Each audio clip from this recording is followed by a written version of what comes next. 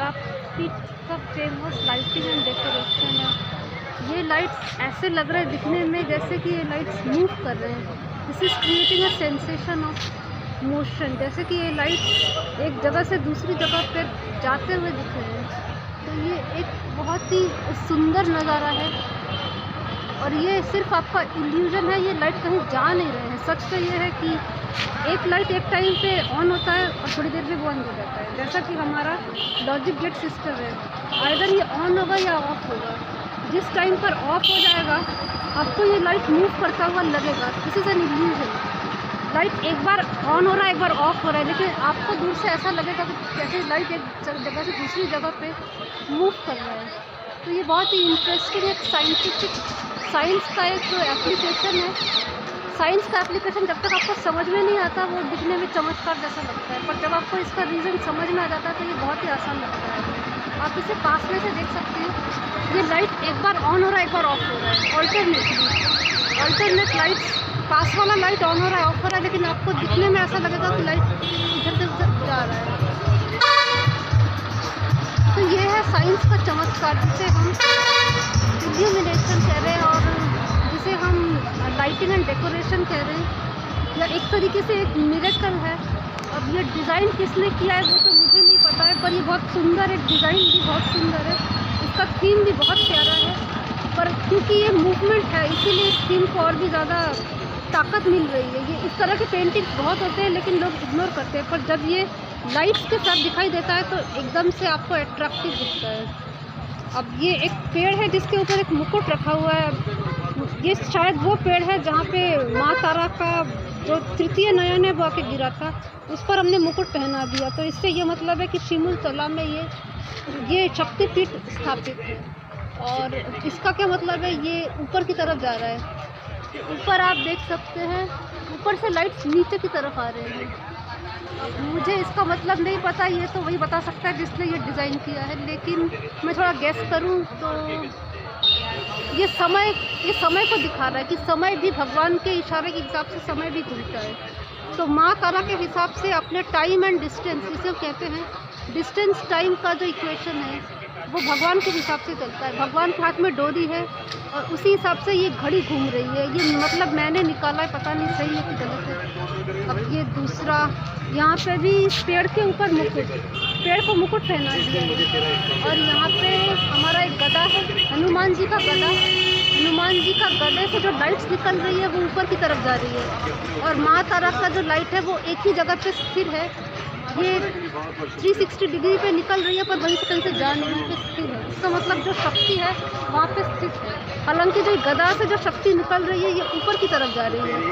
ये इल्यूजन ही है क्योंकि ये लाइट्स ऑन ऑफ हो रही है, कोई कहीं जा नहीं रहा है, पर आपको इल्यूजन ऐसा क्रिएट किया गया है कि लाइट ऊपर की तरफ दिखे।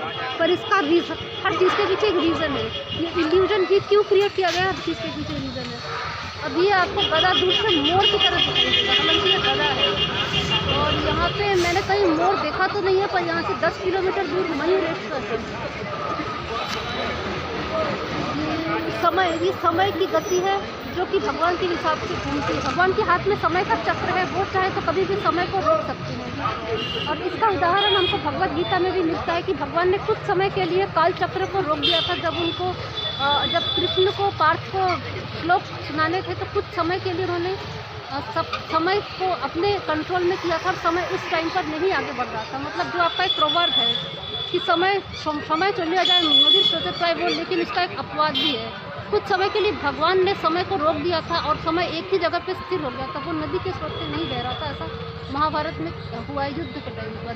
ऐसा क्यों ज़रूरी था, क्योंकि समय को अगर नहीं रोका जाता तो वो श्लोक वो कब देते, फिर तो युद्ध ही होता रहता। पर युद्ध से पहले श्लोक बोलना ज़रूरी था कि कर्म करो और फल की चिंता मत करो, क्योंकि इंसान की आदत होती है कि इतनी चिंता में वो व्यस्त रहता है कि कर्म पे ध्यान ही नहीं देता। अब सबसे ऊपर आप देख रहे हैं ये एक सांप जैसा है, तो ये मनोषा, माँ मनोषा जैसा लग रहा है।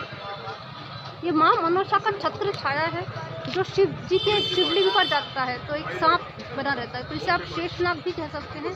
और यहाँ के हिसाब से ये माँ मनोषा भी कहते हैं। माँ मनोषा जो कि शिव जी की पुत्री है, मानस पुत्री है।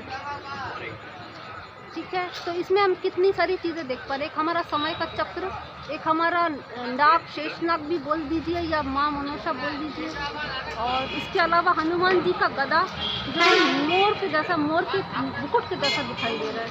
और उसके अलावा हमारा पेड़ के ऊपर मुकुट है, मतलब जिस पेड़ के नीचे शक्तिपीठ है उसको हमने मुकुट पहना दिया है ताकि लोगों को समझ में आए कि ये वही शक्तिपीठ है जहाँ पे माता की दिव्य शक्ति है। अब चलते हैं इसके आगे। यहाँ पे आपको और भी बहुत कुछ देखने को मिलेगा। हालांकि अब इसके पीछे का साइंस देखिए, ये इसके पीछे की लाइट, ये सिंपल सी मैकेनिज्म है, साइंटिफिक मैकेनिज्म, पर साइंस का हमने यूज़ किया है एक स्पिरिचुअल कहानी को समझाने के लिए। तो साइंस का इस्तेमाल, जिस तरीके से लोग साइंस का मिसयूज़ भी करते हैं और साइबर क्राइम वगैरह भी करते हैं, उसी तरह हम चाहे तो साइंस को पॉजिटिव यूज़ में और भगवान की भक्ति का प्रमोशन करने के लिए भी यूज़ कर सकते हैं। अब आप देखिए ये किस तरीके से कंट्रोल कर रहा है, पीछे इसका इलेक्ट्रिकल कनेक्शंस पीछे है, किस लाइट को कब ऑन होना है कब ऑफ होना है, सब लॉजिक गेट से ऑपरेटेड है। लाइट सिर्फ ऑन ऑफ हो रहा है लेकिन दिखने में ऐसा लग रहा है जैसे लाइट्स कहीं जा रही है, ठीक है। अब जाते हैं हम इसके आगे पीछे की तरफ। ये देखिए यहाँ पे एक लाइटिंग कनेक्शन है और एक बोर्ड यहाँ पे, यहाँ झूलते हुए तार है। इन लोगों को तारों से बहुत डर लगता है क्योंकि यहाँ पे लोग बहुत डरपोक है, सिवाय इलेक्ट्रिशियन के ये शहर डरपोक लोगों से भरा पड़ा है क्योंकि यहाँ पे शिक्षा का बहुत अभाव है और अशिक्षित लोग अक्सर डरपोक और बेवकूफ़ टाइप के होते हैं। अब ये ऊपर से तो कुछ लोग तो ऐसे हैं जो उनको पढ़ाई लिखाई करने की कोई इच्छा भी नहीं है, उनको लगता है कि पढ़े लिखे लोग चोर होंगे, उनको नहीं पता कि अनपढ़ लोग इससे भी बड़े चोर होते हैं। ये हमारा No text found at that location. ये हमारा प्रसिद्ध Kundu and sons jewellers Tarapith, जहाँ पे आपको उत्कृष्ट ज्वेलरी मिलेगी, ऐसा ये लोग दावा करते हैं, ये मैं नहीं कह रही हूँ। अब इसके आगे चलते हैं। यहाँ पे खाने पीने का भरपूर आयोजन है क्योंकि एक चीज़ जो इसमें सबके सब एक्सपर्ट है वो क्या, खाना खाना और खाना बनाना।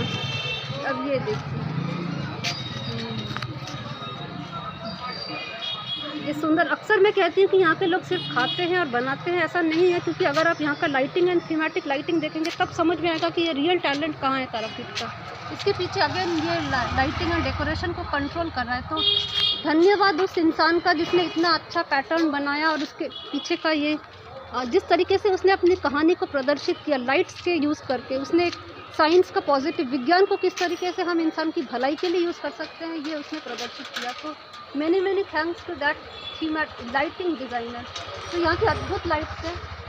कुछ लोगों का कहना है कि सबसे अच्छा लाइटिंग एंड डेकोरेशन चुचुड़ो या चंदन नगर में है, पर मैं चंदन नगर खुद भी जा चुकी हूँ, मुझे तो यहाँ का लाइट और डेकोरेशन उतना ही लेवल का लगता है जितना यहाँ का है। तो ये मेरा अपना मेंटालिटी। एक सेकंड के लिए जब यहाँ का लाइट्स देखो तो मैं भूल जाती हूँ कि यहाँ के लोग एक नंबर के फ्रॉड है। सिर्फ इनका लाइट्स देख के मैं बिल्कुल मदहोश हो जाती हूँ, अदरवाइज़ मुझे बड़ा गुस्सा आता है।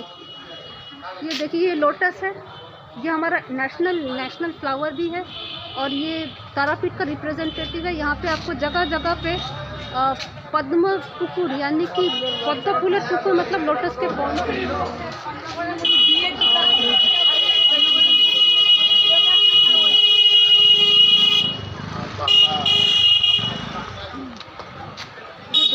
इसका भी एक, अब जगद्धात्री पूजा जब भी होता है या कोई भी पूजा होती है तब एकदम से पूरी जगह खिल उठती है।